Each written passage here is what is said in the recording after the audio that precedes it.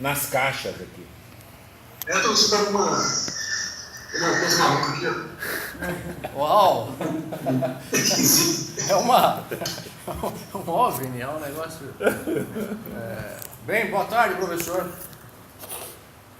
Boa tarde. Eu fico contente de conhecê-lo pessoalmente, ainda que virtualmente. Eu já tive a oportunidade de usar algumas traduções suas e fico contente de a gente poder conversar aqui. Danilo fala muito do seu trabalho e realmente fico contente, espero que a gente consiga criar alguns laços, criar algum tipo de comunicação, redes de investigação sobre essa temática. Apesar de eu não ser um especialista no helenismo, no período helenístico, é um tema que vem me interessado cada vez mais. Então, obrigado por ter aceito o convite, viu? Legal, eu agradeço o convite. Professor, está na companhia distante de vocês, Tarquínio aí, Danilo, grande satisfação. Muito obrigado. Eu acho que a gente precisa baixar um pouco o som, porque está muito estourando. alto. Será que é aqui no computador? Não, agora aqui, ó. Na caixa, né? A caixa. Caixa separada. Você nos ouve bem? Se fosse um pouquinho mais alto, eu gostaria, mas dá para ouvir. Ó, veja se melhora. Fala. Melhorou? Tá Não. Não? Não. Nós estamos testando aqui para ver onde é que a gente aumenta. Então, esse microfone é aqui. Tá. Você consegue? Aumenta o microfone. Esse melhora. Aqui está no mínimo. Ativar mudo, não. Achou o microfone? Ativar mudo? Tá no máximo. Tá no máximo? No máximo. Vamos colocar. Mas tá bom, estou ouvindo bem, Tá ouvindo bem? E agora? Tá ouvindo? Tá ótimo. Ótimo. E agora você que Então, pode estar saindo. vamos lá. Agradecendo também ao professor Tarquínio, que está aqui conosco. Prazerão imenso. Eu fico sempre contente com essas oportunidades, esses momentos, porque é um momento também em que a gente, ou pelo menos eu, aprendo, não é? Porque entramos em contato, conversando com outras pessoas, outros pontos de vista, outros temas, outros trabalhos. E, para começar, o exame, que não é tão formal, né? É o exame de qualificação é menos formal que o defesa e tudo mais. Eu acho que nós passamos a palavra então ao professor Aldo para as suas observações, aí, não sei, uma meia hora, por aí, ou mais, se for preciso. Aí o Danilo depois tem a chance de responder as objeções, os comentários, perguntas do professor. Depois nós passamos para o professor Tarquínio e funcionamos da mesma maneira, no mesmo esquema. Tudo bem? Tá certo. Então, professor, fique à vontade. Tá. Mais uma vez agradecendo aí a oportunidade, né? De participar dessa qualificação com o Tarquínio, com você, com o Danilo. Então vamos passar imediatamente. Se a ligação cair, por alguma razão, a gente tenta conectar de novo, porque é possível às vezes cair o sinal, tá? Tudo bem. Então vocês estão me ouvindo bem aí? Muito. Tranquilo, tá Sim. bem mesmo. Então, eu estou gostando muito do trabalho do Danilo. Acho que precisa uma reorganização, né? Ainda no trabalho inicial, mas tem muitos pontos muito bonitos aqui. Vou começar lendo isso aqui na página 6, onde ele escreve que é a tese básica dele, né? Entendemos que a razão retira da presença da atenção a sua força de resistência à atração das representações, tendo assim a tendência do sentimento para poder examinar o conteúdo representacional e evitar um sentimento precipitado. A atitude de atenção, uma disposição ativa do psiquismo oposta a um modo de vida passivo, servil e autômato, no qual o sujeito se petrifica com convicções e hábitos passivamente adquiridos, isto é, consentidos independentemente de uma escolha racional atenta. Eu achei essa passagem excelente, né? É a tese básica do Danilo. Muito bem. Que página que ele falou? 6. Agora, nesse contexto, eu acho que você deve consultar o Long and Sadley, no tópico 65,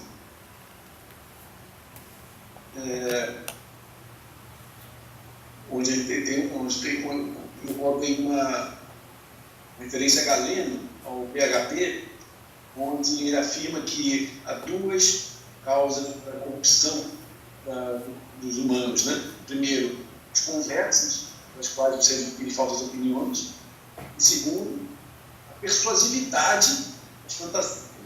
Né? Eu acho que seria bacana que você colocasse aqui, estou me referindo aqui à página 7, onde você fala do perigo que há nos relacionamentos sociais, né? Então, é Long Seven, tópico 65, na citação do Galeno. E também, Mussolini Rufo, tem uma citação de Mussolini Rufo, você encontra lá naquela minha tradução, Mussolini Rufo, dos fragmentos, ele diz, né? Aprendas coisas boas com os bons, mas se te misturares aos maus, perderás mesmo a tua pequena sabedoria. Quer dizer, essa preocupação com as companhias, né? É algo muito presente nos conhecidos desde o princípio, através de Cristo, que via nas conversações, né? Nas conversas, oportunidades para não se perderem através do consentimento consciente, muitas vezes, né? A certas opiniões que eles têm.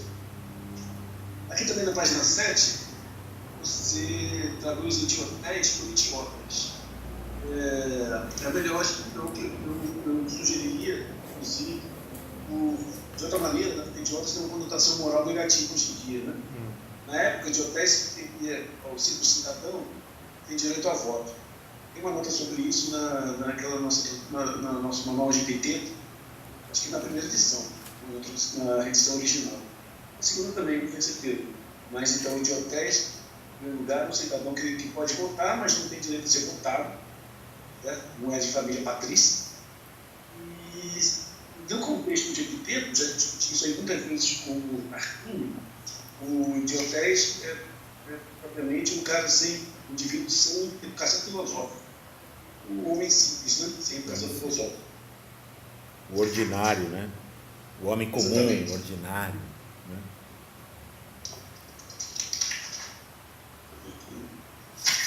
Estava anotado aqui. Também na página 10, você repete algumas vezes essa questão, né?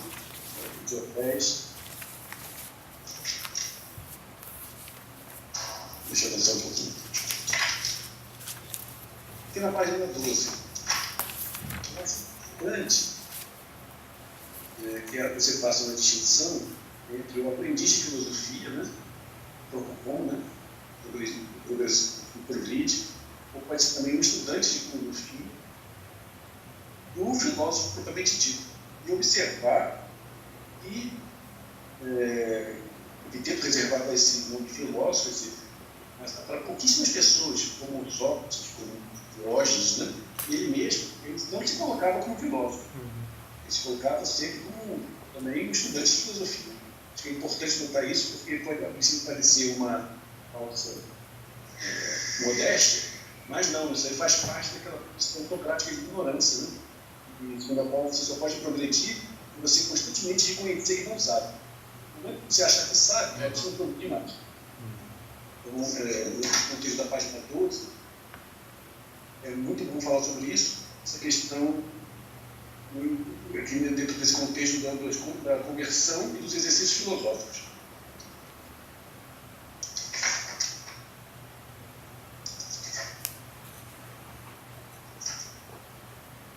Aqui depois você começa a falar sobre os exercícios filosóficos de aproximação e afastamento.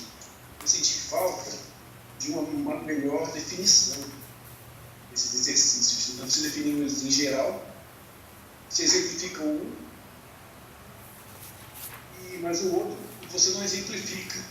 E aí justifica assim um pouco olhando sobre o que o justifica propriamente. Né? Então, seria legal você insistir mais nessas questões, distinto na definição de um do outro.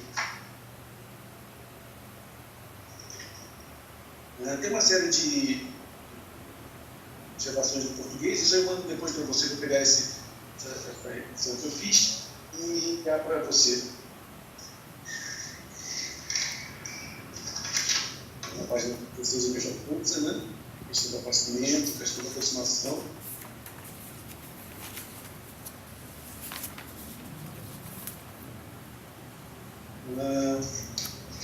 tem outra parte que eu achei excelente, na página 18, que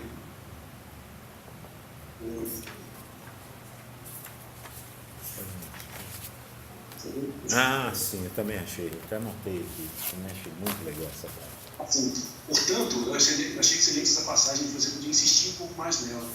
Inclusive, teria algo para você colocar ao princípio do trabalho como uma introdução. Aí, porque a gente entende por que a tamanha necessidade da atenção. Né? A gente pode entender que a atenção é muito necessária justamente porque nós, os seres humanos, por natureza, não nascem livres. Né? E só através dessa atenção a libertação pode ocorrer.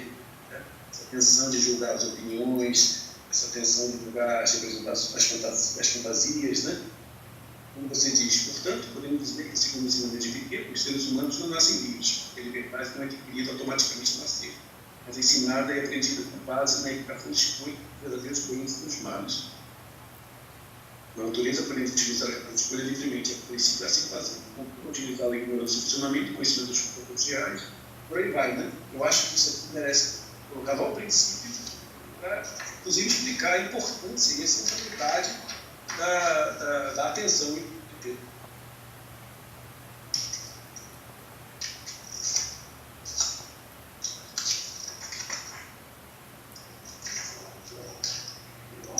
Isso sobre o teorema ontológico, né?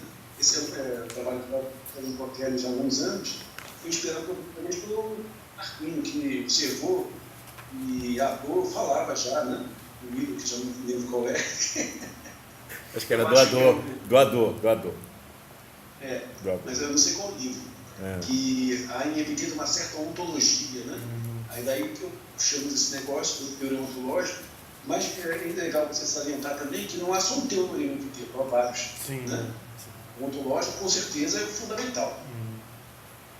Mas há outros teoremas, como aquele que a gente trabalha no Tarquínio sobre a questão da Eucaristia, né? A gente pode ver aquilo ali como um teorema também. Sim. Porque é um modo de você compreender e ser grato aos deuses pela sua existência e tudo mais. Também é um teorema. Então, destacar que, embora seja o teorema principal, fundamental, ele não é o único, então, mas há muitos livros. Inclusive, outro dia citei aquela passagem italiana no Facebook, né? Sobre as mentiras. Então, os históricos, a sabedoria se concretiza de modo muito simples às vezes. Né? Então, por exemplo, o princípio diz que a sabedoria também é você saber fazer um prato de lentilhas. Aí colocar a devida porção de tempero. Então, a sabedoria se concretiza na realidade em conhecimentos técnicos também.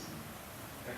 Então, por um lado, são conhecimentos, por um lado epistêmico, Sócrates, né? Por outro lado, é técnico também, como diz Sócrates. Conhecimentos técnicos faz você alcançar a ataraxia.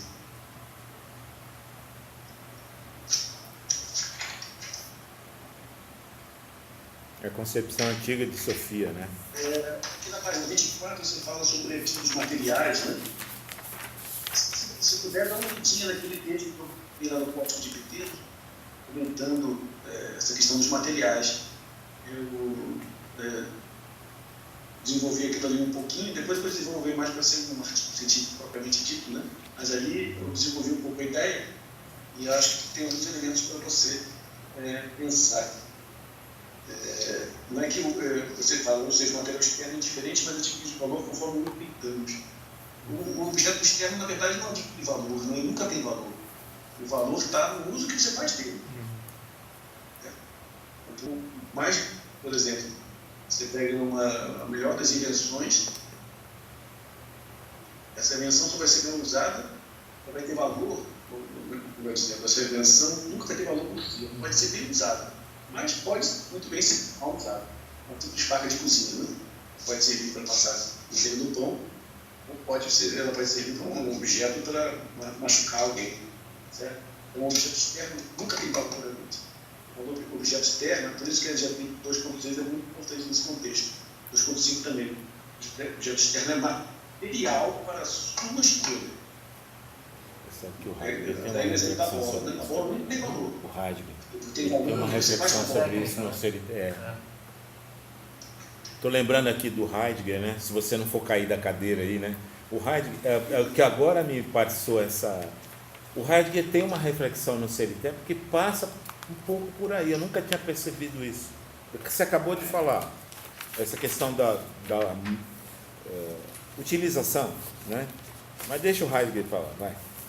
Heidegger não é bem-vindo. Tem pessoas legais aí valorizando o Heidegger, tipo o Marcos Silva, lá da... Agora está na Pernambuco, né? Tem coisas boas em Heidegger. Embora eu nunca tenha buscado. Vamos deixar o E Heidegger. na página 26, aqui, quando você fala do pior dos hábitos, que é não prestar atenção, isso é extremamente interessante, porque o sonho você pode citar em conexão com isso, um fragmento do sonho Ruff, que fala que deixar o pensamento distendido, desatento, é quase perdê-lo. Relaxar o pensamento é quase perdê-lo. Então, aquele texto também, os fragmentos da tradução dos fragmentos de um sonho, saiu pela transformação. Saiu por nós. Aqui na página 27, Tradução Na do... segunda. Perdão. Eu tenho. Prometeus, eu acho. Né? A tradução dos fragmentos... Sem artigo. Ah, está em artigo. Tá em Você... Entendi. Essa você me passou. Não, já me situei aqui. Obrigado. sai na transformação. Isso. Transformação. Transformação. É. Revista Transformação. Então, na página 27, aí eu acho que deve ter sido um erro de Maneiro de digitação, não sei. considerações preliminares. Olha, o efeito, sabe, é aquele que consegue adequar a tonicidade sobre si mesmo, hegemônico ou cosmológico. Precisamente parece, através de uma disposição que parece aí para casa, eu não entendi, má digitação. Ah, eu não encontrei. Segunda linha da página 27. Precisamente parece através. Ah, sim. Tem banana. Tá. Beleza. E nesse contexto, tem uma palavra, um verbo, minimeso, né? Que aparece constantemente. Eu acho que suscita sempre essa ideia de prestar atenção, que é sempre a mão, né? Então, são dois verbos, minimeso, lembra que, né? E proqueio, tem a mão, que.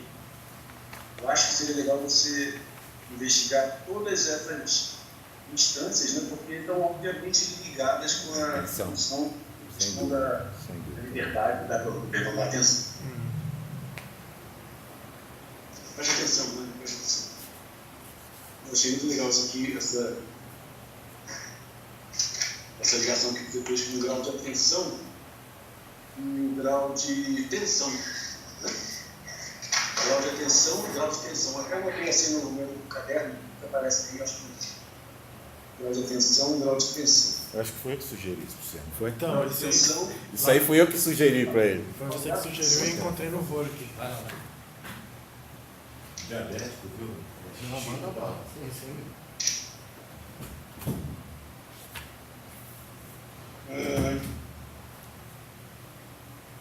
Aqui na página 29,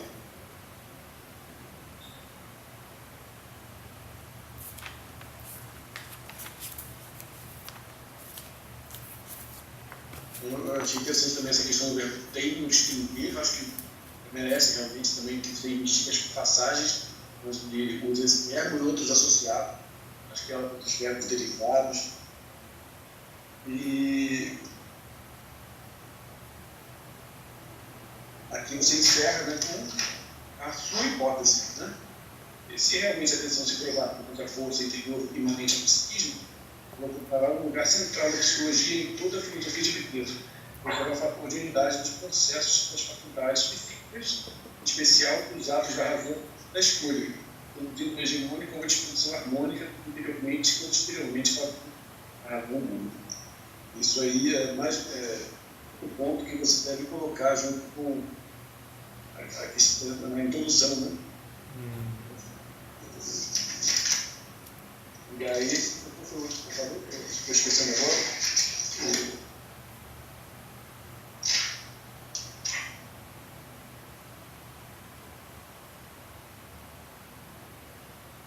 A questão da liberdade, né? Que o ser humano não pode ser livre. Quer dizer, o ser humano não nasce livre, certo? Essa e conversa tudo com um conhecido, com algo para guiar a investigação. Então, basicamente é isso. Tá legal, está funcionando bem. E são essas as sugestões que eu tenho. Eu queria também que você organizasse melhor essa. Aqui é só uma questão, então você não tinha que organizar por tópico. Mas, quando comenta, você vai organizando por tópico e ordenando assuntos de uma forma mais ordenada. É isso aí, eu estou achando um excelente trabalho. Então, é claro, eu sei que você vai fazer um excelente trabalho. E, mais uma vez, obrigado a vocês, pessoas, ao Tarquinho, ao Danilo, por essa oportunidade de estar participando tão longe na aplicação. É isso aí. Obrigado. Obrigado, Aldo. Obrigado, Aldo. Danilo, bora. Primeiro, agradecer a presença virtual distante do Aldo. Espero que seja não virtual, mas real no próximo. O próximo vai ser real, sim, com certeza.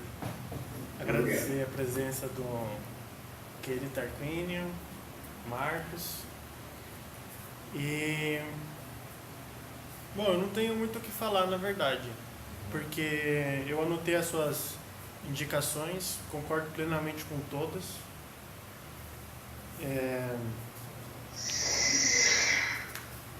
Talvez algumas perguntas gerais, assim, que já colocando para o Aldo, coloco também já para o Tarquínio.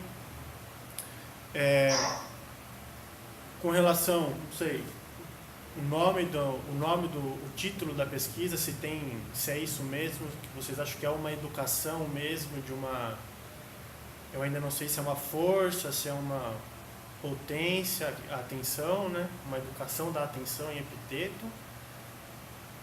E outra pergunta é se você acha que a atenção tem um papel realmente que eu coloquei aqui nesse final, que você pediu para colocar na introdução, se a atenção tem mesmo uma função de exercer um poder de dominância, né? de hegemonia nos processos psíquicos, que é o que me parece que a atenção tem também esse lado de, quando ela está presente, ela possibilita, né, a razão a não assentir no impulso sobre uma representação, e também, ao mesmo tempo que ela exerce um certo poder, ela também é fundamental para o processo gnosiológico, né, epistêmico, para compreender o conteúdo proposicional da impressão, né? Faz sentido? Não faz sentido, sim. É por isso que eu gostei dessa instalação que você fez entre atenção e tensão. Então, eu acho sim que a atenção tem um papel muito importante, central, nessa ideia do epiteto, e também muito pouco estudado, né? Agora, eu acho que você deve insistir em analisar minuciosamente essa relação entre atenção e atenção, tanto através da teoria do tônus, Também acho.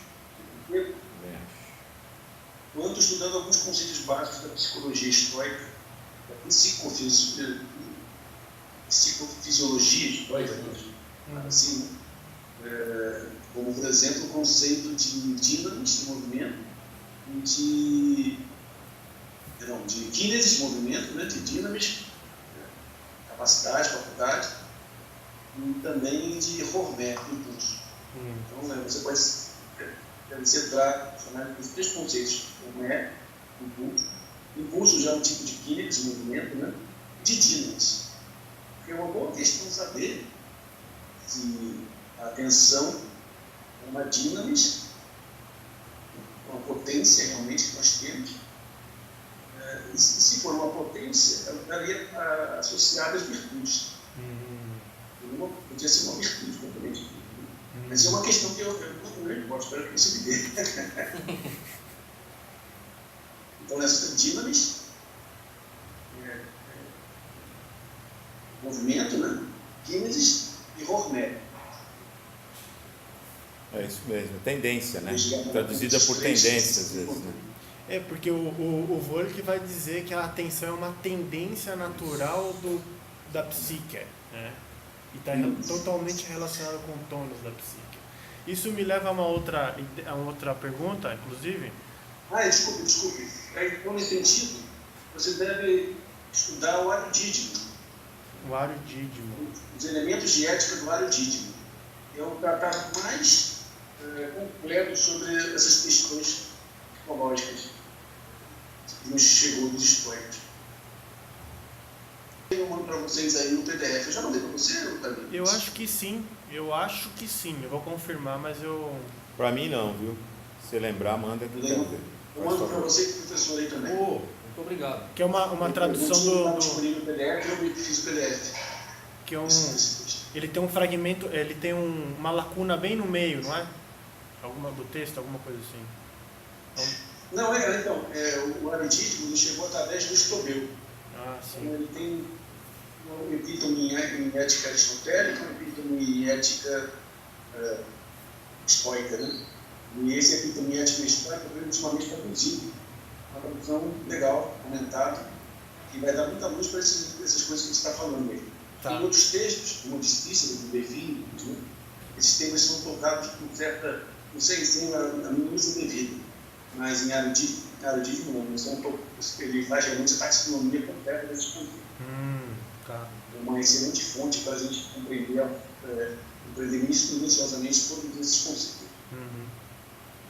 Então, e uma outra pergunta, assim, meio que uma observação também, que o que me parece que tem a ver na relação entre atenção e tensão é que seria que a harmonização da alma, da psique com o cosmos seria justamente uma igualdade de tonicidade da psique com a tonicidade do cosmos.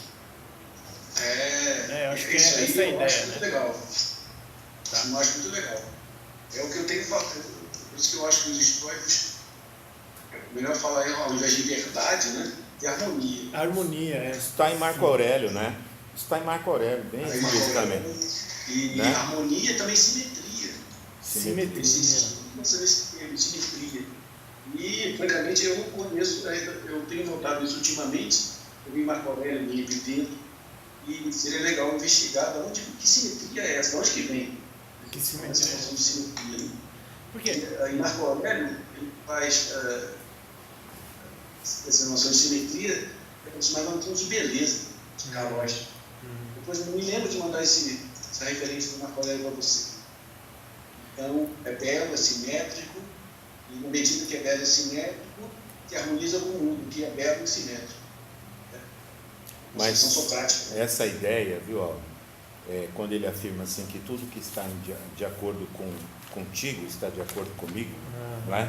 É essa ideia do tônus, quer dizer, porque o pneuma no homem, no ser humano, ele é uma tensão voltada para ele mesmo. Tanto quanto o universo também está numa determinada tensão e tônus. Então, só que eu faço parte. Então, quer dizer, na medida em que eu estou de acordo comigo, eu estou de acordo com ele, né? Essa ideia, né? Essa ideia do tônus e essa ideia, né?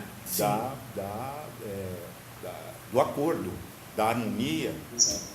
Porque a ideia dos dois movimentos, né? O centrífugo e o... Centrífugo. centrípeto do pneuma, né? Eu acho que está relacionado com a atenção aí também, Isso, né? isso. Dependendo, porque você, em tese, o que estou entendendo é a atenção ela vai exercer um poder sobre os movimentos do pneuma, do psique que saem. E aí ela consegue equilibrar, harmonizar os movimentos que saem para entrar em Mas harmonia o mais com o modo. importante aí é você perceber que essa atenção é coordenada por ele mesmo. Por ele mesmo. Então, isso que eu queria, se vocês me permitem, atrás, Oxe. não devia falar nada. Ouvindo o Danilo falar, eu não tive a oportunidade de falar isso para ele antes. Quando você fala assim da atenção, e aí professores, vocês me corrijam, por vezes você hipostasia a atenção na sua fala, como se a atenção existisse de per si. Essa é a minha questão. pra você. Na verdade, posso estar errado, mas não existe a atenção, o que existe é um sujeito atento. Então, quando você diz assim, a atenção pode ser dominante no sujeito, você dá a ela, você personaliza a atenção. Quando é o sujeito que é atento, tal, se ela for definida como virtude, ou como tendência, ou como inclinação, é o sujeito que é virtuoso, é o sujeito que se inclina, é o sujeito que tende a. O que está faltando, na verdade, a meu ver, é você determinar o hegemônico como substrato da vontade. A partir Exato. daí, você fixar a atenção como um momento desse processo, ligado ao tônus, né? É isso que estou falando? Isso mesmo, quer dizer, como autodeterminante, mas você não vai escapar do sujeito, você não tem como escapar do sujeito, e ele tem que ser, digamos assim, como diz o Crisipo, diz isso, que o que é o hegemônico? O hegemônico é o substrato da vontade, substrato da decisão, melhor fica Da do que proaires, ele da fala? proaires, entendeu? Eu não sei se ele diz proaires, porque eu não estou com o texto aqui, mas eu posso ver para você exatamente a passagem, passar e deixar para você, entendeu? Quer dizer, sem isso, sem essa, aí que está. Mas aí, aí eu já estou falando o que tinha de falar. Mas porque quando eu falo assim, parecendo que eu estou identificando a atenção com o eu, né? Assim. Não, na verdade a impressão que você me dá é o contrário. É o contrário. É que existe algo É o chamado contrário. atenção que determina o eu. Isso. Não, mas na verdade não. Na verdade, a atenção é a presença da consciência, da vontade. Não, É mas isso que aí eu tá, acho. uma pergunta que eu faço. A atenção ela Agora existe que- de per si ou a atenção só existe no sujeito atencioso? No Só- sujeito atento, Não, no só atencioso. no sujeito atento. Então, eu acho que é isso. A Não, atenção é a qualidade tem do o que sujeito. você. É agora- Perdão. A de uma psique, aí você define do modo que Isso. você quiser, que tenha, Não, agora que eu a entendi. possui. Agora eu entendi Não, isso que tem o que quer você dizer. pensa. Porque Quando- a primeira pergunta que você fez pro Aldo, nesse modo, ela se desmancha. Sim, é verdade. Sim, exatamente. Quando você diz assim, a atenção pode determinar. Isso. Você está pondo a atenção. Porque ela não está acima- presa em nada. Ela não está presa, entendeu? Então, ela está presa no hegemônico. Você tá No virando- hegemônico. você Ela tá virando- presa no Você está hegemônico. virando um averroísta, você está pondo a É atenção. um hegemônico atento. Não, Mas- mas a minha pergunta se encaixa no seguinte sentido. Hum. Quando o hegemônico se ativa, e se ativar significa se colocar atento, ele exerce poder Sim. sobre as suas faculdades. Sim. Que eu acho que é isso, né? Exato. Que a atenção é o poder. É o próprio É poder. uma dinâmica, eu acho que é uma dinâmica. É uma- Atenção, se não for uma dinâmica, está Ou muito as duas próximo coisas, talvez disso. sejam as duas coisas. É atenção, na verdade é atenção. Que a impressão que eu tenho quando eu falo educação da atenção, Ah. é que ela é esse impulso, então todo ser humano tem esse impulso natural para ser atento, mas ela é impulso até certo ponto. Depois desse certo ponto exige um esforço de atenção. Aí ela poderia Sim. ser uma dinamis, não sei. Mas tá. Mas eu acho que ainda não é esse o ponto. Eu Tá. acho que não é Mas esse o isso que você está falando é importante, que eu não é O verdade. professor está se movimentando. Tá, eu acho que tá ventando aí? Seu cabelo está. Eu vi na fora que eu estava falando muito ali dentro, eu não estava ouvindo direito. Ah, entendi. Ah, ok. E se eu posso mais uma pergunta para a minha instrução, na verdade. Quando vocês falam de tônus e tom, e harmonia, e simetria, e tensão, e atenção, a mim soa, esses termos eles soam tanto no campo semântico da música, quanto no campo semântico da arquitetura, ou do mundo físico, ou da medicina. Da medicina também. E aí eu acho que esse seria um caminho, talvez, ou discernir do que se está falando, ou identificar uma raiz comum. Porque quando eu digo assim, tônus do músculo, mas quando eu digo tom de uma corda, eu posso pensar em harmonia das duas maneiras. Mas isso radica aonde, né? Se eu for para trás. Ou então não. Ou então eu estou falando de coisas diferentes. Eu estou falando no campo da medicina, que eu acho que tem muito aí da medicina, né? Eu estou falando no campo da medicina, ou não, estou falando no campo das artes arquitetônicas, ou na música, aí na música, na astronomia. Me parece por vezes, eu não sei qual é, se estamos falando de metáforas ou analogias musicais, ou medicinais, ou arquitetônicas. Eu não... Acho que é um pouco de tudo. Mas aí, eu acho que aí tem uma questão. Precisar. Não pode ser um pouco de tudo. Tem precisar. algo em comum. Sim. Algo em comum. Mas eu tenho uma proposta para Talvez te é a fazer música, que resolve né? isso, que resolva isso. Eu tenho uma proposta. Bem, pra aí eu você. encerro a minha impertinência aqui. É porque é uma questão minha também, uma questão minha. Não é? Sinto Mas também. é importante isso aí. Mas olha, uma fonte da harmonia, da ideia de harmonia, sem dúvida é heraclitiana. É heraclitiano, né? Heraclitiana. Né? Os estoicos Porque tem que rompem com Platão a para ideia pegar. de sistema também, eu acho, né? Você sabe que esse sistema é sim histime, Então, né? né? É o sim do junto, não é? E o de pôr em pé junto. Então. Histime, né? É o verbo histime, Só pegar tem um. isso aí. Obrigado. Fica à vontade. Pegar um. O histime, né? O histime e o... essa aqui você vai ficar vendo só, viu? Acho que eu tenho uma aqui também, não esqueci. Mas agora, colocando uma coisa também, a palavra sintonia não aparece, né? Parece. Aparece? No contexto do pensamento de Crisipo. Porque essa palavra encaixaria perfeitamente. Sintonia né? existe a palavra sintonos. Suntonos, né? Sintonos. Puta, perfeito. E por isso Existe. mesmo, né? Sintonia. Também mostro mando para você, se quiser. Sim, eu pedi. Agora, vocês estão falando aí, eu estou pensando, né? Eu acho que, para apresentar essa questão aí que o senhor falou, da atenção ficar muito solta, né? E de saber exatamente o status dela. Vocês estão me ouvindo bem? Sim, Tô? sim. Perfeito. Eu acho que ela pode estar associada ou ser a própria eulábia, né? A própria virtude do cuidado. Ser a própria cuidado. E eu acho que é de Artigo 2.6, Epiteto fala dessa diferença entre ser destemido e ter. Cautela. Isso agora. Agora travou. Agora travou. Então Você voltou. Perdão, ser destemido e... ter cuidado. Acho Qual que é? 2.6. 2.6, né? Tá. Eu acho que é o 2.6 ou o 2.5, uma das duas. Por quê? Porque do jeito que o Epiteto fala, né? Se há uma paideia da atenção, atenção é o conhecimento. E se a atenção é o conhecimento, é uma virtude. É verdade. Tem todos os conhecimentos históricos, são uma virtude, também uma técnica. Né? Se a gente está falando de paideia, de algo que pode ser ensinado, né? Sim, é verdade. Se algo pode ser ensinado, não é episteme. Então, mais uma vez, o eruditismo é perfeito para isso.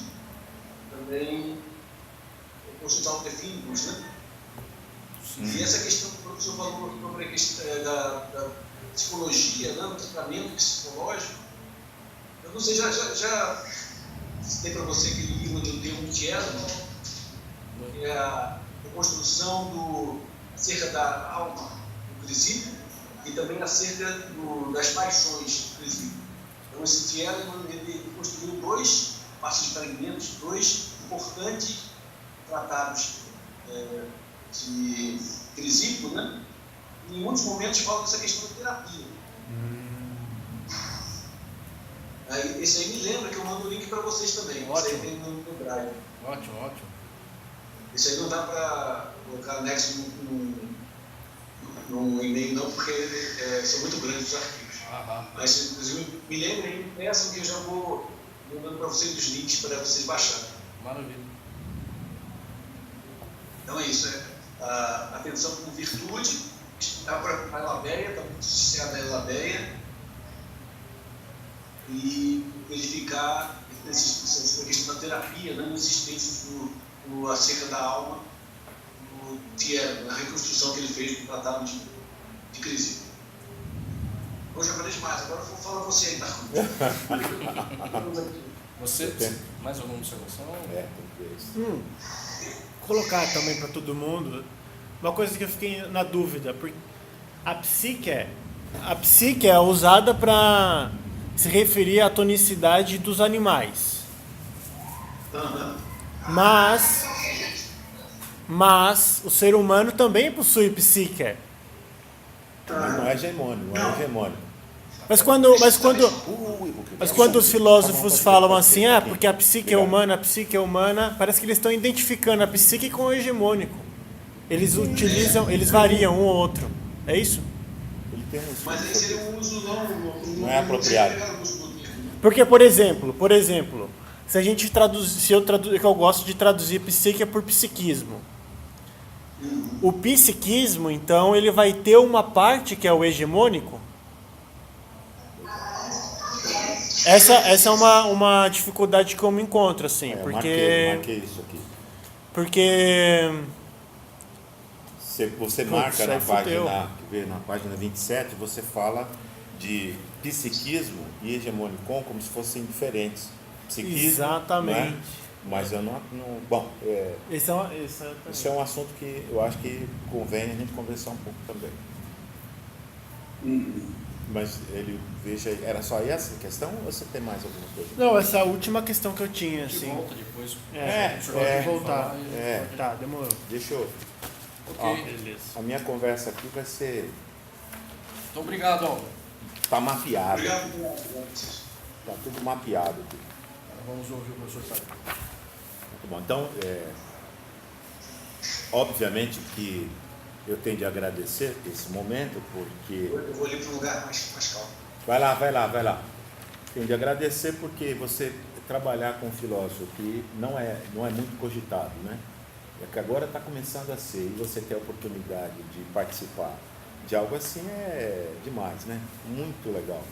Ainda mais um meninão que a gente já conhece há muito tempo, participa das coisas, muito legal. Eu estou muito feliz com isso, né?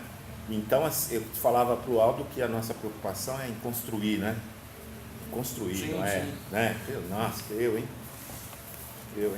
Bom, então assim, olha, eu tenho 2 momentos da minha conversa. O primeiro momento seriam considerações formais, ok? Que eu estou chamando de considerações formais, né?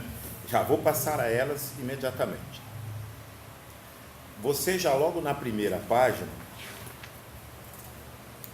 que é a número 2, né? No resumo, né?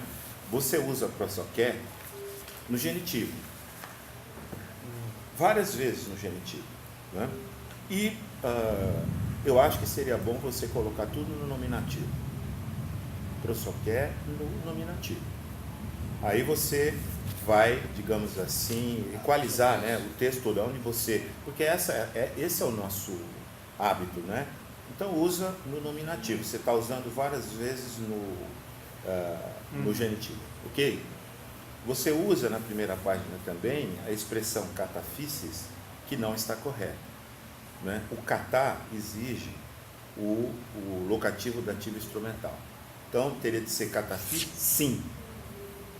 É um detalhe, né? É um detalhezinho, mas é importante, né? Resumo, por ignorar. Ainda no resumo? No resumo, logo no resumo. Depois você vai ocorrer nisso depois, em outras situações, né?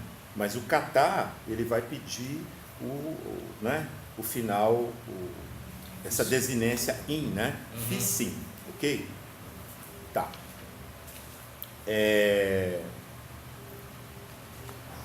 Você desculpa porque eu vi que para você isso é importante, mas eu tenho de falar o que eu acho, né? Sim. Eu acho que você deveria rever o uso dos termos tais como psiquismo, faculdades psíquicas, força psíquica. Qual é a minha justificativa? Você tem o cuidado de citar as fontes gregas em vários momentos,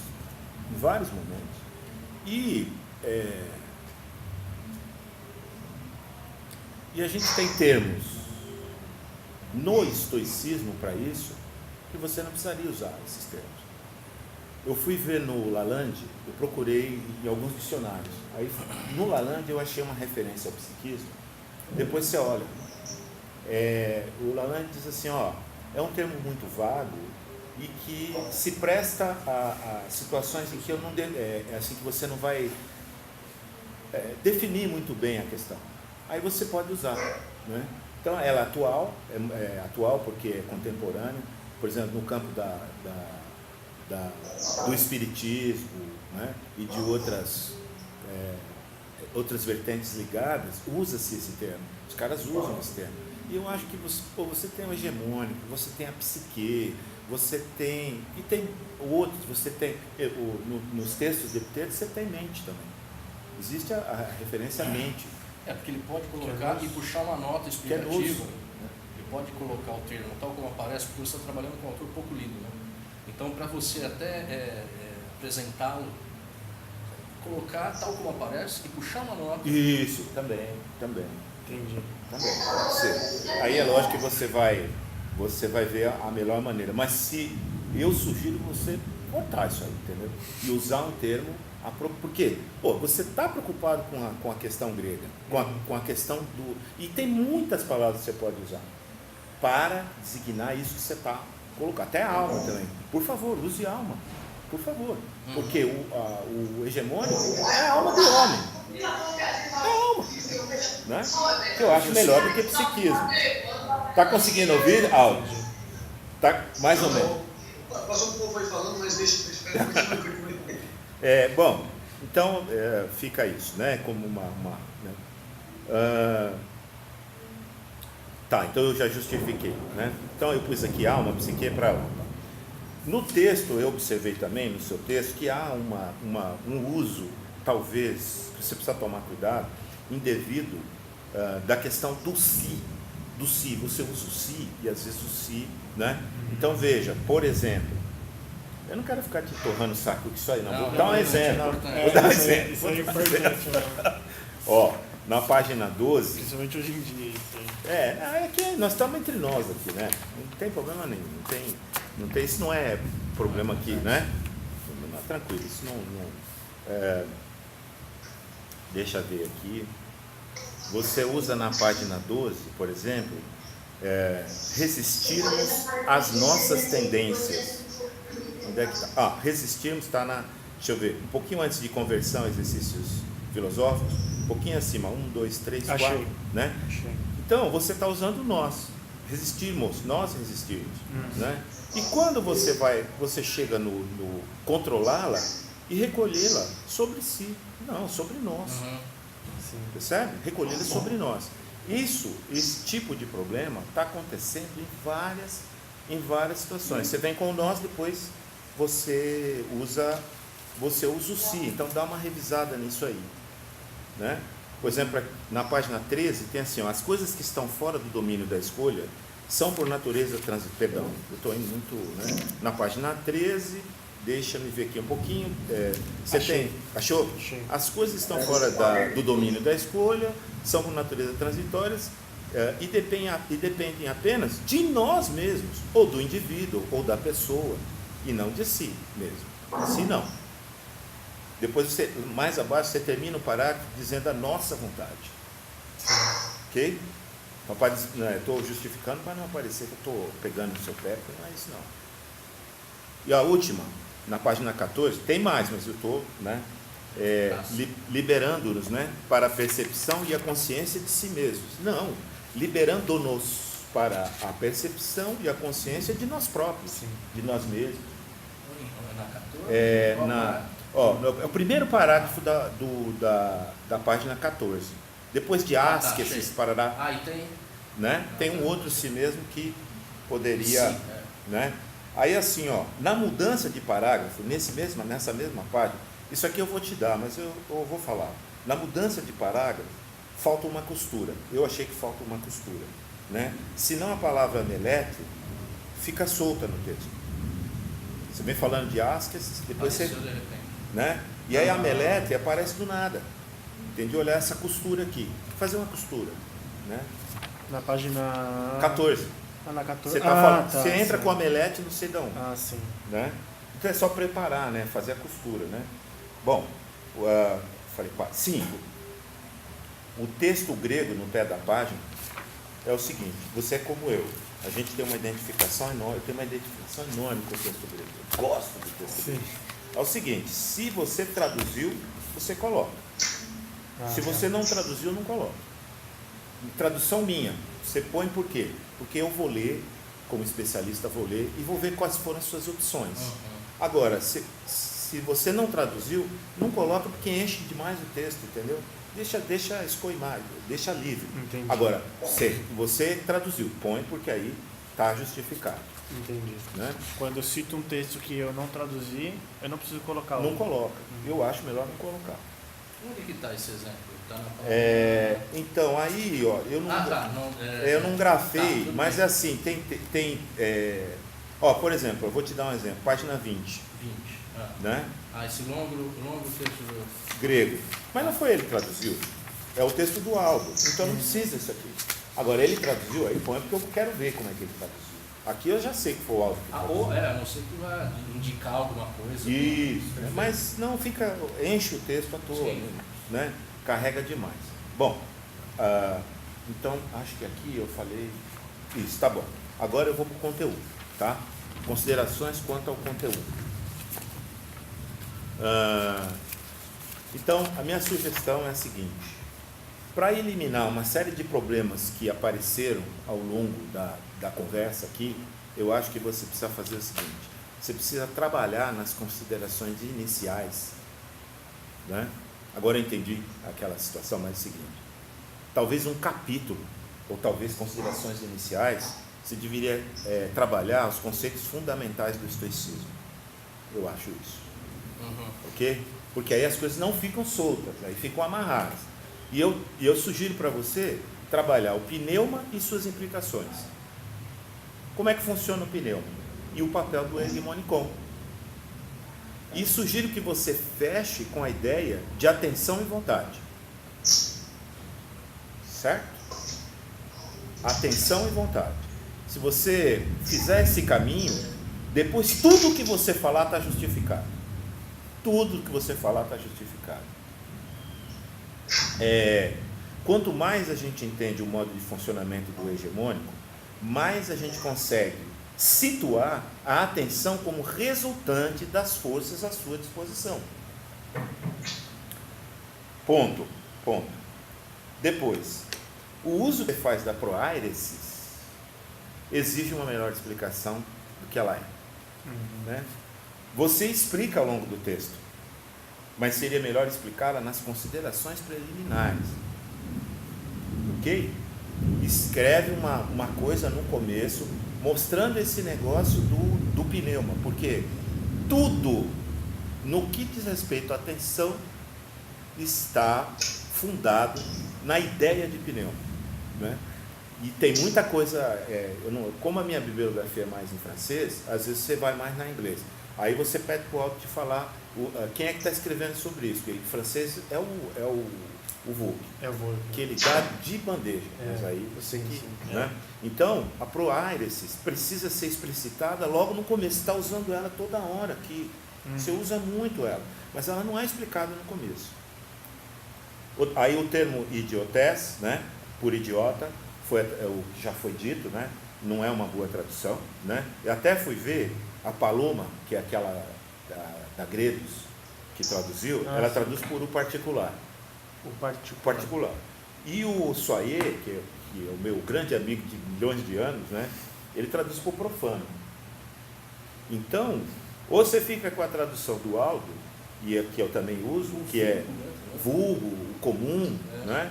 Ou você fica com a tradução desses dois aqui, que também é muito legal, porque você tem de mostrar que é o seguinte: o cara que é sem noção, o cara que não é idiota nesse sentido. E tem mais uma referência: o homem particular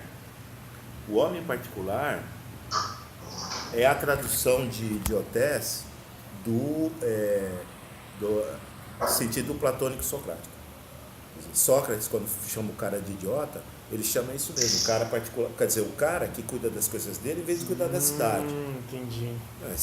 Idiota, ele cuida do dele. É o privado em oposição ao público. Exatamente. No caso socrático, Platão. No caso socrático. E a tradução da Paloma segue essa linha de o particular, né? Então, é isso. Aí eu também te sugiro aqui, no livro L'idée de volonté dans l'estoicisme, né? Quer dizer, no livro do Volk, né? Exatamente na página 47, consta uma definição do termo atenção. Na página 47, ele vai dizer o que é atenção. E eu acho que convém você dar uma olhada nisso. Também uma questão ligada a Eureses Dynamin. Isso está na página, deixa eu ver aqui, eu acho muito importante isso. Eu marquei aqui na página 4, eu acho. Depois você dá uma olhada, por favor, na tradução do Aldo, né? Que tem aqui o Enquerídio, né? 10:1, né? Que tem uma questão aqui que eu vi, que eu achei que, poxa, isso pode ajudar. Diante dos males presentes, e esta é uma diferença significativa se compararmos ao modelo de enfrentamento das adversidades preconizadas por Epicuro, eu acho legal porque você tem uma contrapartida, porque assim, é a lembrança dos prazeres passados. Epicuro propõe o seguinte: você sabe disso, né? Se você não sabe, você não tem a obrigação de saber também. O Epicuro, que é um antagonista, né, do estoicismo, por isso que eu acho que é importante. Ele diz assim: você está passando por uma agrura agora, lembra das coisas boas que você passou, né? Bom, isso também poderia ser um exercício da lembrança mais do que da atenção. Mas o que o Epiteto propõe, né? Epiteto enxerga a chance de desenvolvimento das potencialidades doadas a nós pela divindade, inclusive o agradecimento. Então veja, no presente deve-se corresponder às amarguras da vida com as virtudes exigidas pelo momento. Então há um vínculo entre a situação e as virtudes que podem se colocar. As virtudes podem se colocar nesse momento. É atenção. Você tem que estar atento ao momento presente. Aliás, eu acho que o capítulo 8º, se você entrar nele, não procure que as coisas venham a ser como queres. Né? Quere que as coisas que venham a ser como são, e terás curso sereno. Então, eu acho que isso é temporal também, e é um exercício da atenção, porque eu tenho de estar ligado no que está acontecendo, e tenho de estar tão aberto para o presente que eu aceito o que vier. A aceitação no pensamento de Epiteto, no meu ver, a aceitação tem um pé na atenção. Então é por isso que eu estou falando, quer dizer, e o termo que eu falei, Eureses, Eureses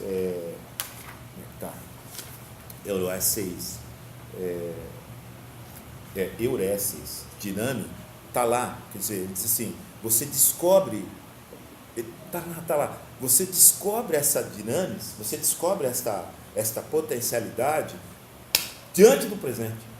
Eu descubro quer dizer, o que minha vida está me pedindo agora? Né? Paciência. O que a vida está me pedindo agora? Resignação. Ou então está pedindo, enfrenta, seja valente. Então isso é atenção. Né? Uma espécie de abertura, né, ao presente, sei lá. Sim, abertura. Eu encaro assim, porque essa ideia de você trabalhou um pouco isso também, quer dizer, de você estar preparado para a vida como ela é, bastante parece budismo isso, né? Não é? Parece budismo. Então, requer uma atenção para o que acontece e uma abertura imensa para o que acontece, né? Deixa eu ver aqui, o que mais? Já estou terminando, viu? Bom,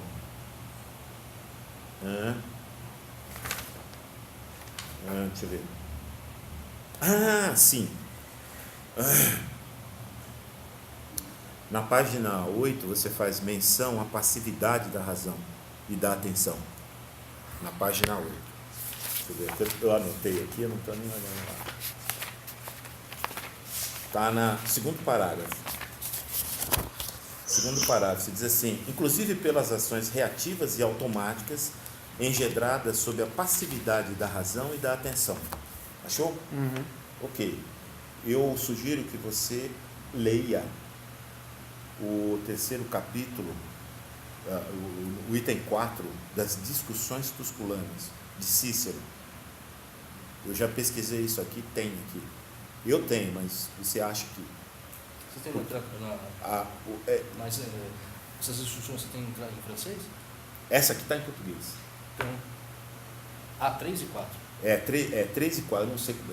quer dizer, é o capítulo 3 e o número 4. Tá. Tá bom? Capítulo 3, tá. número 4. Então, discussões tusculanas, tradução do Bruno Fregni Baceto. Então, tá aí. Eu, particularmente, tenho minhas objeções a fazer sobre a tradução, mas, tá em português, né? Por favor. Porque eu acho que, às vezes, se ele ficar bravo comigo, né? Mas eu acho que, às vezes, ele não tem um domínio da linguagem, dos conceitos históricos. E aí ele traduz umas coisas e fala, mas não, jamais seria isso. Eu acho que não é isso, mas tudo bem, né? Quem sou eu? Bom, na página 11, você diz, já estou terminando. Não, fica tranquilo.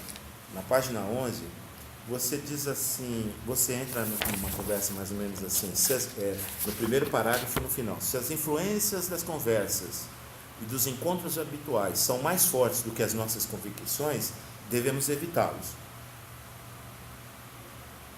É no primeiro parágrafo? Primeiro parágrafo no final. No final do primeiro parágrafo. Achei. Bom, então o que eu tenho a dizer para você sobre isso é o seguinte: evitá-los temporariamente. Acho que seria bom frisar. Por quê?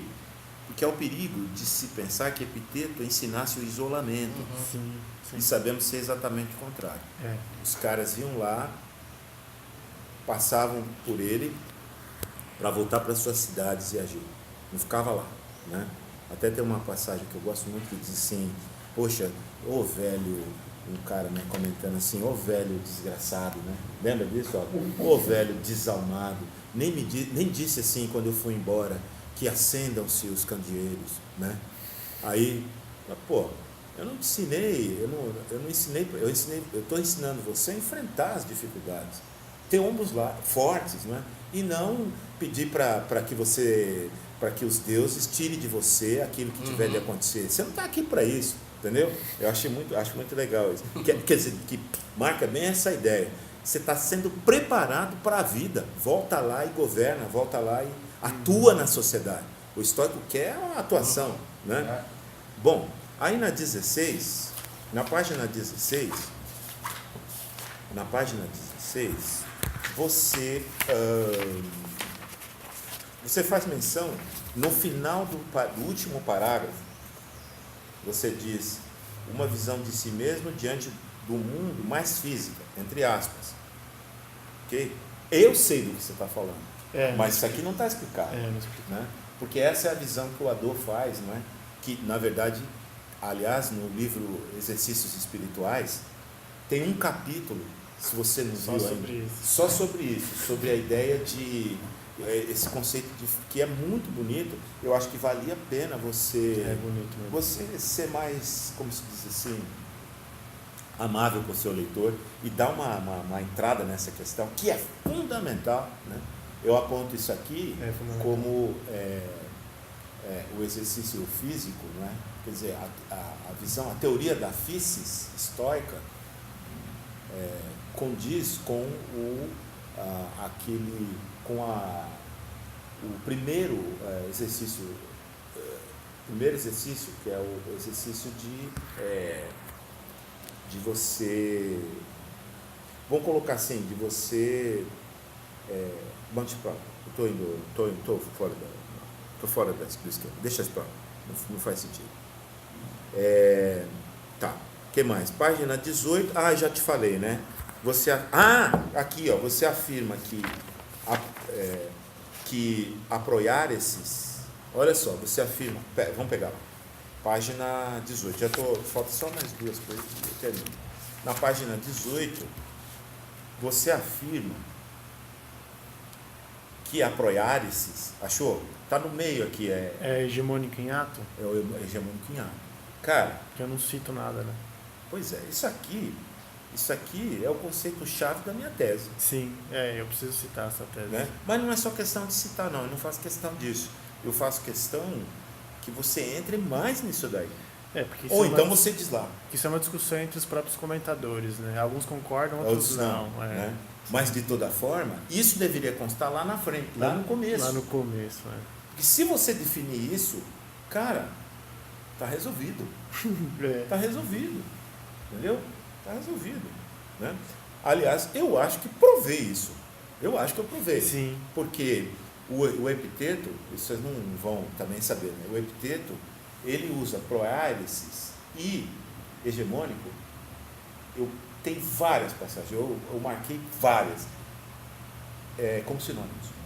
Horas ele usa o hegemônico, horas ele usa a proálisis. Por isso que eu cheguei à conclusão, a meu ver, que o Aldo acho que concorda com isso, né?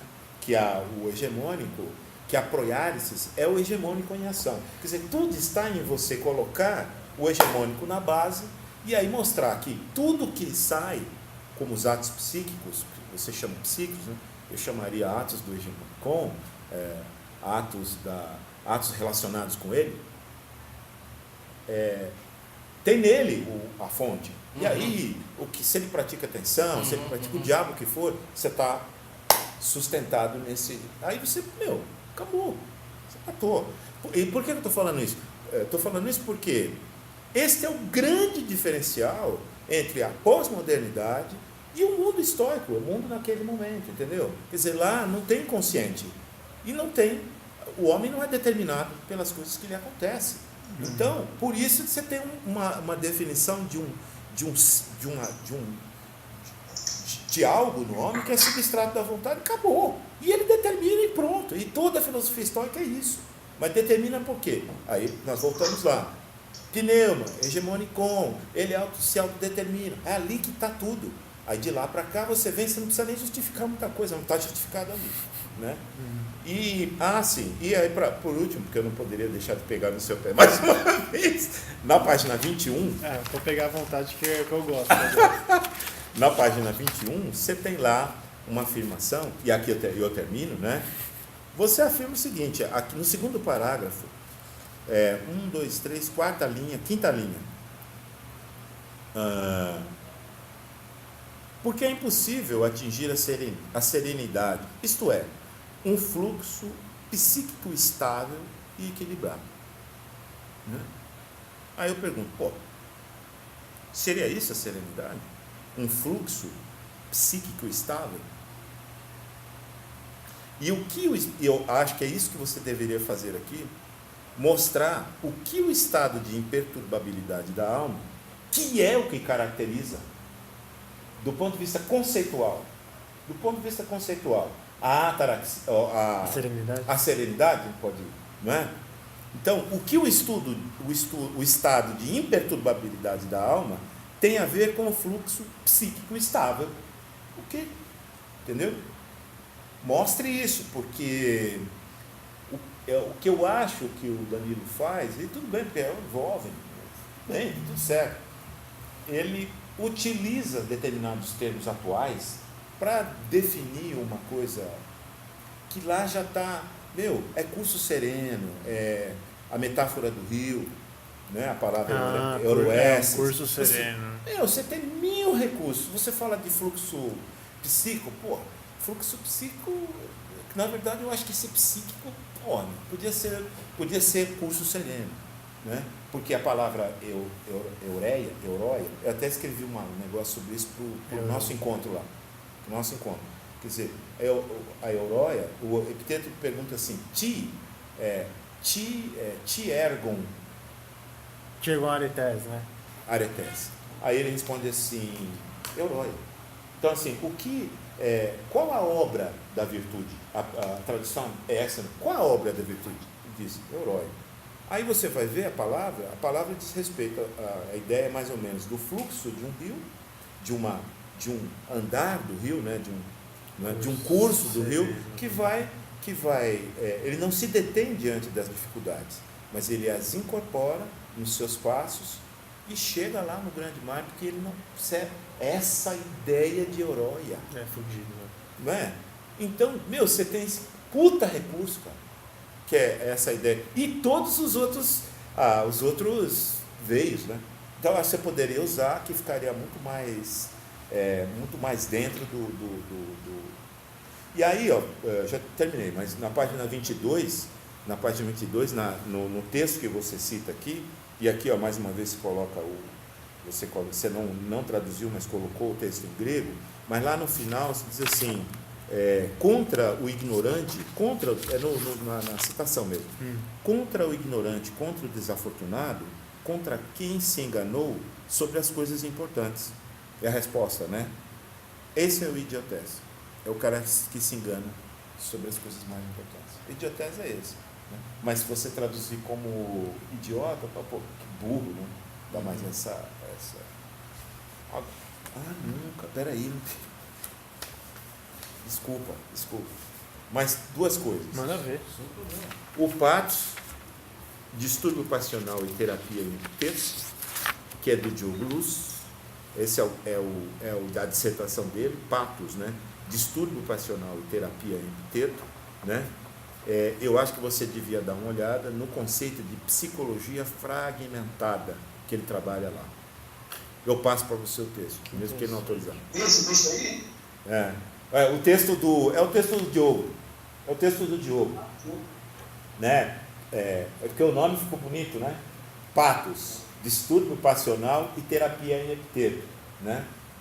E aí, ele tem uma hora que ele fala desse conceito de psicologia, ele associa essa ideia de psicologia fragmentada a Platão e Aristóteles.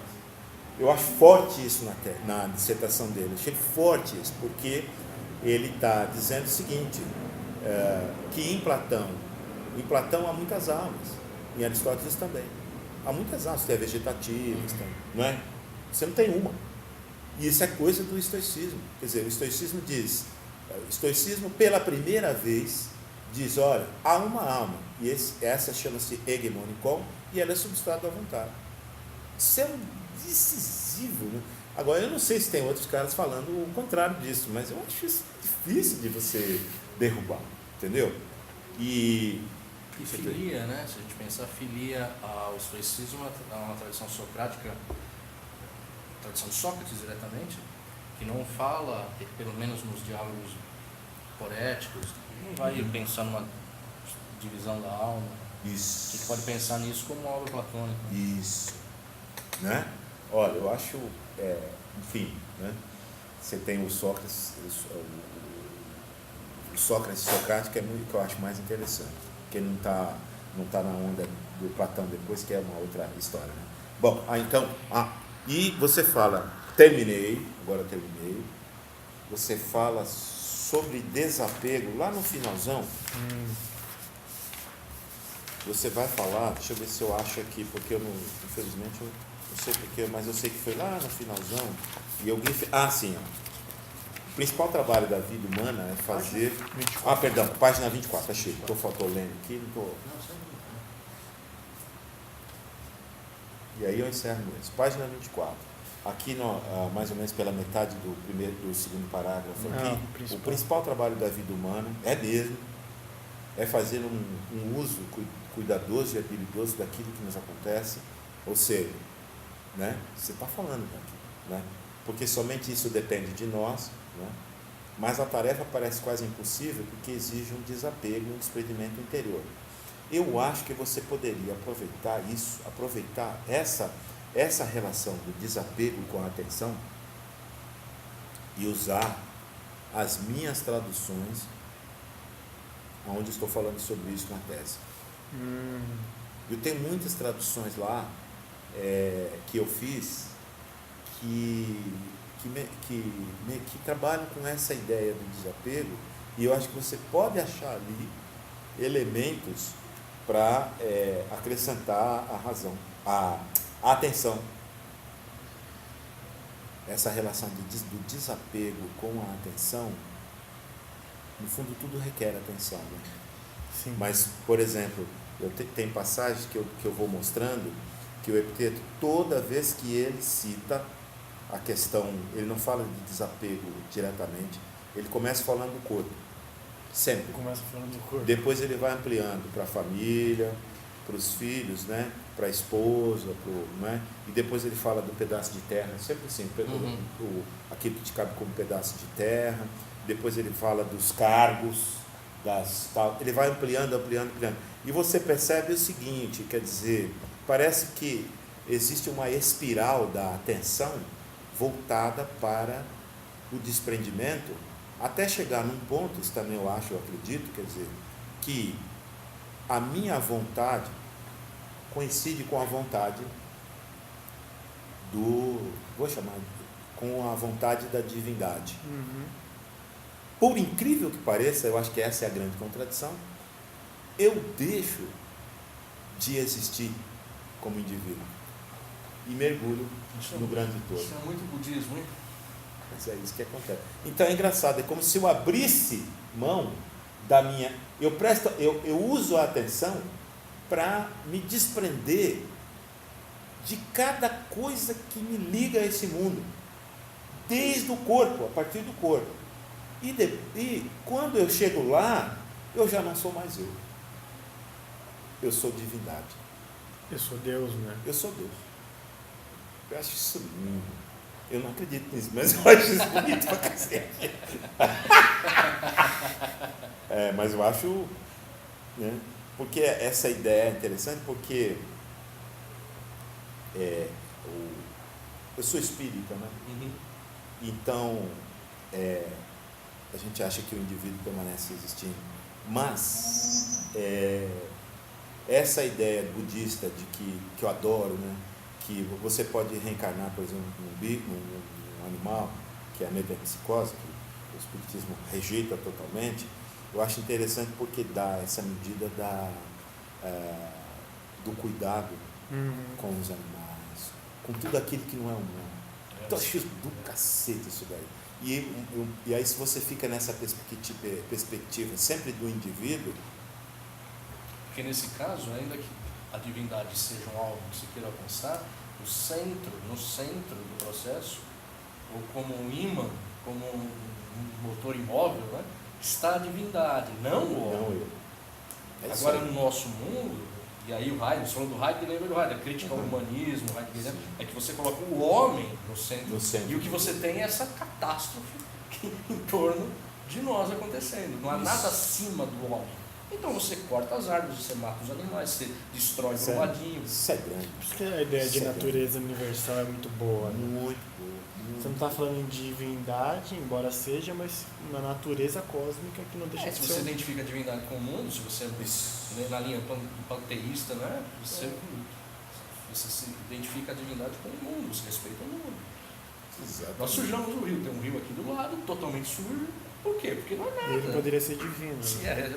mas para os antigos ele era. Para os gregos, para os Então, romanos, para os pagãos todos. Sim, na minha dissertação, né, eu descobri isso, fiquei muito feliz, quer dizer, não existe mundo sublunar, como existe, por exemplo, em Aristóteles. Não existe, como também não existe o mundo das ideias de Platão.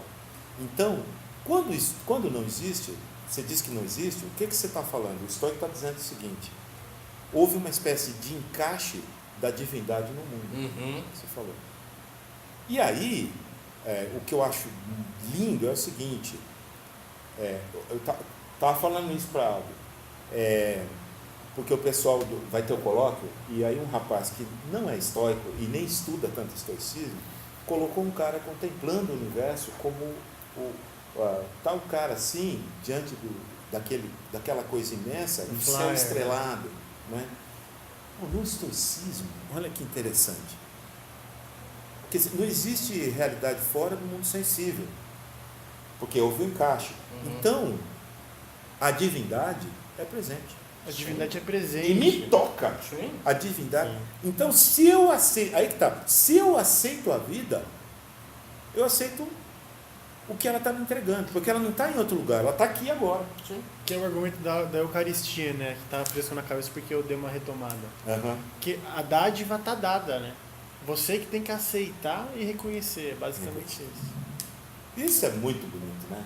Isso o que eu mais, na verdade, o que eu mais admiro no Epiteto é isso. É essa gratitude, né? Essa gratidão Piedoso. né? Pela divindade, mas não a divindade Postasiada. isso, num lugar. Uhum. Né? Então, a gente poderia dizer que o estoicismo está sendo retomado, né? Já saímos fora do... Mas eu acho que ele está sendo retomado porque ele tem os princípios da religião natural. E está todo mundo atrás disso. Eu não quero igreja, eu não quero um lugar, eu quero um Deus que seja presença. Né?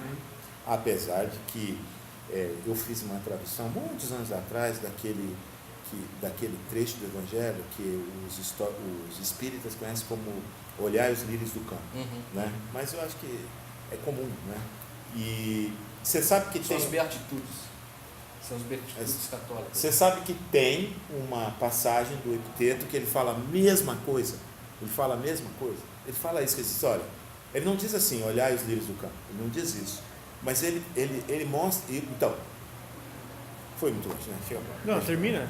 Não, então eu acho que aquela visão do Cristo nesta situação, e aí para ligar com o Heidegger, quer dizer, o Heidegger diz que o homem é cuidado, né? Mas Jesus e Epiteto, posso dizer que, não é? Diz não, Deus é cuidado. Uhum. Deus é cuidado. Deus Isso é é cuidado. genial, porque Ele que cuida. o homem aqui cuida de Deus, cara. E essa ideia, eu acho que alguém tinha que trabalhar essa ideia em algum momento. Porque eu acho que, inclusive, talvez essa ideia seja exista no próprio cristianismo, mas Sim, seja mal compreendida. Sim, sem dúvida, sem dúvida. Existe. Existe. Epiteto existe duas vezes, né? Os cristãos. Sim. Criticando. É para criticar. Mas, pô, meu, né? o reino de Deus está entre os... Não, e para Fala criticar isso. pelo fato deles não aceitarem, eles se lançarem à morte voluntariamente. Ou seja, Sim. a ideia é que para ele é um absurdo você não aceitar aquilo que você, na verdade, você está de alguma modo recusando um aspecto do mundo. É uma recusa. É muito bonito. Esse estoicismo me fascina. E agradeço a oportunidade, porque quando você propõe um texto, então isso exige de nós refletir uma certa coisa. Eu começo a ver um monte de coisa e tal. Falei, nossa, quanta coisa, sabe como é que é? Então é uma oportunidade incrível quando participei da banca do Diogo, né, lá no Sul. O que eu aprendi? Porque esse assunto da paixão é um assunto do Aldo, né? O assunto da paixão é um assunto dele. E ele está fundo nesse negócio. Mas é fascinante, né? É E fascinante. o Diogo também. Oi?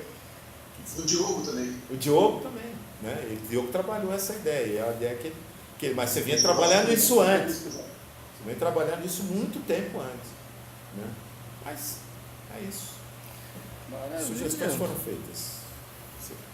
Eu tenho a agradecer cada observação. Concordo com absolutamente todas. Mas tenho uma só que eu tenho algo a dizer, eu acho.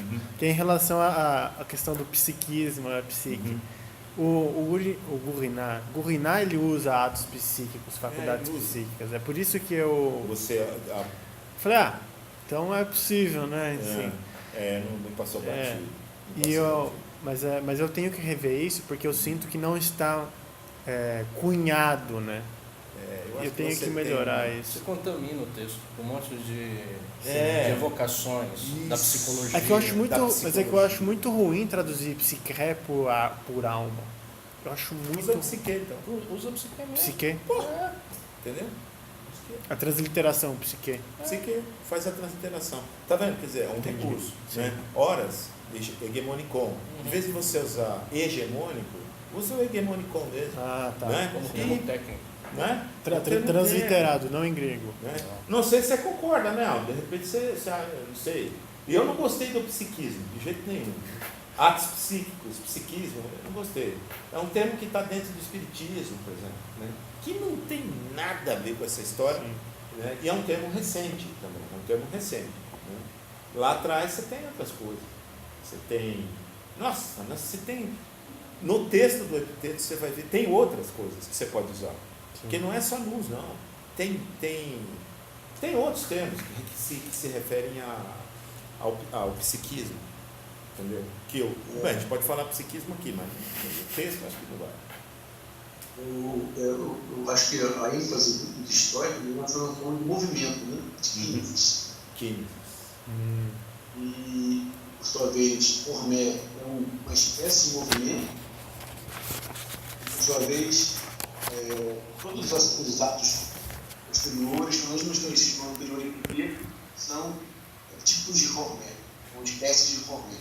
É um termo técnico. Por outro lado, também, o objeto externo recalca a antecedência da fantasia, consequentemente, causa um movimento na mente, que é uma alteração, né, aloiosa, sobre aloiosa. Então, acho que é importante enfatizar esse caráter psicofísico da mente, né, para epiteto. Aí, tem uma discussão no Marco Silva, que ele acha que devemos traduzir isso com mente, né? Ele dá essa noção de alma, que está carregada no nosso idioma de uma. Mais uma questão aberta, né? Que nem físis, por exemplo. Você traduzir físis por natureza, é ruim. Porque o sufixo cis é são, significa são. Então, e fi significa brotar, né? Brotação seria legal. Brotação, porque natureza dá ideia de algo parado, e é brotação. É algo que se movimenta a partir de si mesmo. Não fui eu que fiz aquilo ali brotar, né? Porra, eu uso brotação. Foda-se, não quero nem saber. É verdade, eu uso, não quero nem saber. Ele está gravando tudo. Até esquecido. Não, mas ele eu já perdi a vergonha. Eu já perdi a vergonha faz tempo. Acho que eu falei mesmo. Mas é isso. É legal que está gravado, né? Você depois você. Não, essa gravação aí, vocês permitirem, a gente coloca lá no site do Vivavox. Legal. Claro. Legal. Por mim. Legal, É uma conversa interessante sobre. Aí na hora que você aparecer, faz. Então uns 10, 15 minutos.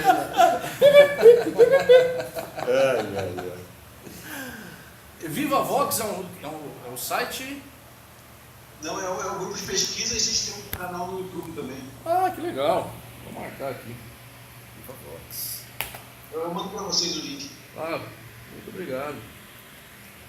Porque no encontro que a gente teve, que foi um seminário, né, do Vivavox, lá em Sergipe, então nós fizemos uma conversa e ela foi, como se diz, passou, né? No YouTube, não foi? No YouTube. Não, nós aqui no nosso grupo, nós estamos criando, fizemos 2 já, né? Podcast. E o Danilo estreou, aí o primeiro foi com o Danilo. E o segundo foi com um professor lá de Minas, colega nosso, e vamos convidar os colegas a participar também. Aí vem, Vocês gravaram? Gravamos, nós estamos aprendendo, né? Assim, se fôssemos esperar ter todas as condições técnicas para fazer, nós nunca íamos fazer. Então, fizemos com o Danilo, ele foi o cobaia. Depois convidamos um colega, um professor lá de Minas, e aí fizemos a distância para experimentar também isso. E vocês já estão convidados, ou presencialmente ou à distância mesmo, fazer com a gente. E nós temos um canal no SoundCloud, né? SoundCloud. Então, você sabe que eu atuo, só um pouquinho, eu atuo numa televisão web. Ah, que bacana. Mas estou falando sobre. E a rádio e televisão é a Rádio Boa Nova, que está no ar, é uma rádio espírita que depois virou televisão também, que está aí há 50 anos na parada.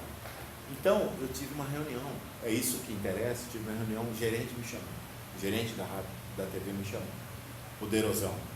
Aí ele falou, Antônio Carlos, se desculpa, né? Mas nós vamos cortar. Além de eu participar de alguns programas, eu tinha um. Aí ele falou para mim assim, olha, nós vamos cancelar o seu programa. Nós não vamos mais, não temos condições de fazer mais. Né? E ele sabe que eu tenho recurso, eu tenho relação com uma pessoa que tem um estúdio e que gravaria para mim, se eu quisesse. Ele falou, olha, não dá nem para... Porque mesmo que você grave fora, aí, pô, eu vou ter que ter alguém para editar, eu não tenho quem que vai fazer. Né? Ele falou, olha, nós contratamos recebemos, tem esse cara rico aí, da Globo, cuja mulher morreu, aí ele pegou os 100 milhões que ele tinha, trouxe para cá, e os mais 500 que ele tinha, ele abriu várias fontes de ajuda, e a instituição recebeu, como é que se fala, direcionamento, uma equipe boa e tal.